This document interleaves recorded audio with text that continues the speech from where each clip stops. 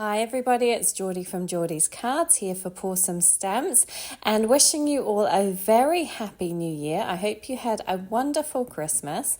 I am bringing you a clean and simple card today featuring the Snail Mail stamp set. This is one of my favourite stamp sets from Pour Some Stamps. I just adore these little snails. So I have here a stitched rectangle, gosh I can't speak, which measures just under 5.5 by 4.25. So it will leave a nice little border all the way around when I attach it to a card base. So I have stamped out my images and I'm just doing some masking here. So I stamped out the grass twice along the bottom there and masked it out. Then I have my little snail and the mailbox, which I am popping on top there. So I stamped my grass first because that's the piece that I want to be in the foreground, and then my mailbox and my snail are going to be slightly further behind. I am masking off the bottom and the top of this, and I'm just going to do a little bit of ink blending on top. So I have used Bristol Smooth cardstock here for this, and just because I like Bristol Smooth cardstock when I am doing my ink blending, I find it goes on a little bit smoother and I don't get quite so many kind of smudgy looking bits, if that makes sense. So I'm just masking off the top and bottom because I'm just going to ink blend that panel in between there, and I'm just going to use some pale bluish kind of inks here. These are Concord and Ninth inks. So I have Aqua Sky, which is this very, very pale aqua colour, as the name suggests. Makes a perfect sky. It is very pale. I probably need a re-inker for this one because it is running out of ink. So I'm kind of having to go over it several times to get the desired effect. And I'm just kind of blending that on the bottom and then lightly blending it up towards the top of the kind of rectangle piece I have there. Then I'm going to pull out a darker colour. This one is Oceanside, and I'm going to try and go in fairly light with this one because I don't want it to look too dark. I just want to add a slight little contrast between the top and the bottom. So again, just going on and blending that out all over, and once I'm happy with that one, I can lift all of my masks up and take a look underneath. That's when all the fun starts and all the colouring begins. So just making sure that I've got all that the way I want it. Then I'm going to peel everything up here. I just love the way this looks. It's always quite exciting, isn't it, to see what you're going to get. I'm reaching out for my tweezers here. I can never find them when I want them. They're hiding in, I've got a little jar on my desk that has all my little tools and things in. I can never find them. I can never find the scissors either. They're always missing. But I did get my hands on them eventually, and there we go. Everything is ready to colour in. So I've left my colouring in here today. I'm using my Ohuhu markers. I'm going to show the colours on screen there so you can see what I'm using. I have pulled out that little bit of masking tape there for the bottom piece. Again, I want a nice kind of clean line along the bottom where my grass is going to be. I'm a bit nervous about doing this because I'm worried that the alcohol marker ink is going to kind of seep through underneath. I'm trying to be quite light-handed with my markers here so that I don't use too much ink and get it kind of bleeding through that masking paper there. It worked pretty well. It's not completely even, but it's not too bad. I think it worked okay. So I'm just going to continue with my marker work here. I always go in with my darkest colour first, blend out with my mid-tone, and then use my lightest colour for my highlight areas.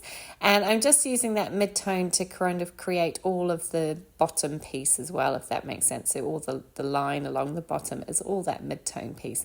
So I've lifted that up fairly quickly because I didn't want it to hang around and let the ink seep through, and then I can carry on with the rest of my image here. So this is my very last project for Pour Some Stamps. I decided to step down from the design team because I just have so much going on in my life right now. I started a new job. My kids are so super busy at weekends and stuff.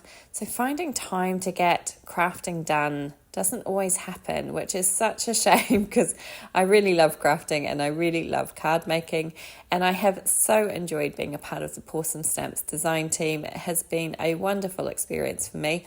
I'm so very grateful to Julianne for giving me the opportunity to join the team. It was my very first design team ever, and I learned so much from being on this team, and I have absolutely loved all of the gorgeous products and have loved creating with them. So I'm very sad to say goodbye. But it's just, I really want to give this my all when I'm doing it. And I'm finding that I just don't have the time to really sit down and create gorgeous products, which these stamps and dies and stencils really deserve. So yeah, I'm sad to say goodbye, but also wishing everybody else on the design team and of course Julianne all the best. And I'm looking forward to seeing all of the new products that are coming out and can't wait to see what the design team makes with them. But yes, this will be my last one. So it's a little bit of a bittersweet goodbye. But I'm thankful to be using one of my favourite stamp sets from them for my last card. So here with my little snail, I ended up kind of lengthening his tail somewhat. I couldn't quite see where I hit, because obviously he's hidden by the grass there, where the stamp ended, and I ended up adding a little bit of extra in there, but I don't think it matters too much.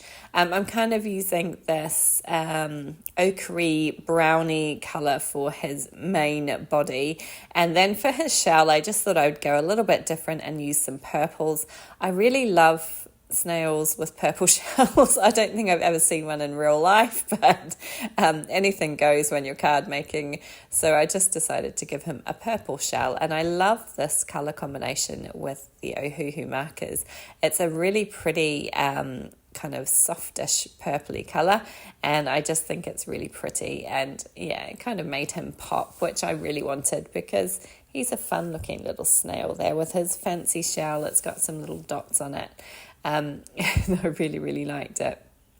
So once I've finished up with my snail, I will go in with that darkest purple marker that I pulled out there, and I will add all the little dots with that darkest purple marker.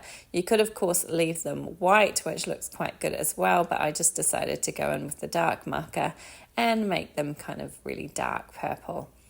Once that was done, I realised that I hadn't pulled out any colours for my letters in the letterbox, so I scrambled back and found a couple of colours that I thought would work. In hindsight, I kind of wish I'd gone with like pink and purple envelopes, because, you know, this is happy mail that this little snail is getting. So these kind of, yeah, well, they ended up looking kind of creamy brownie coloured envelopes. Don't look quite as exciting, so I think if I'd done them kind of in pretty pinks and purples, it would have made much more exciting happy mail, wouldn't it? But in the end it's fine. Then I pulled out my Sakura Jelly Roll pen here, and I struggled with it. Really struggling with this pen at the moment. It doesn't seem to want to work. So then I hunted around trying to find another white gel pen, and I did come up with one. It's a little bit thicker than I normally use. I think this is a size 1. The one I normally use is a 0.8, so this one is a little bit thicker, but it worked, so I went with it. Yeah, sometimes my Sakura Jelly Roll pens just do not want to work, so maybe I need to invest in some new ones, although those ones are only like a month old, so they should be working quite well, but yeah, it doesn't seem to want to work for me. Then I decided that I needed to find my black Sakura Jelly Roll pen to colour in his eyes, and I struggled to find that on my desk as well. I think I need a good tidy up. Once that was done, I stamped out the sentiment, "A little snail mail for you," which comes from the stamp set just in the bottom right hand corner.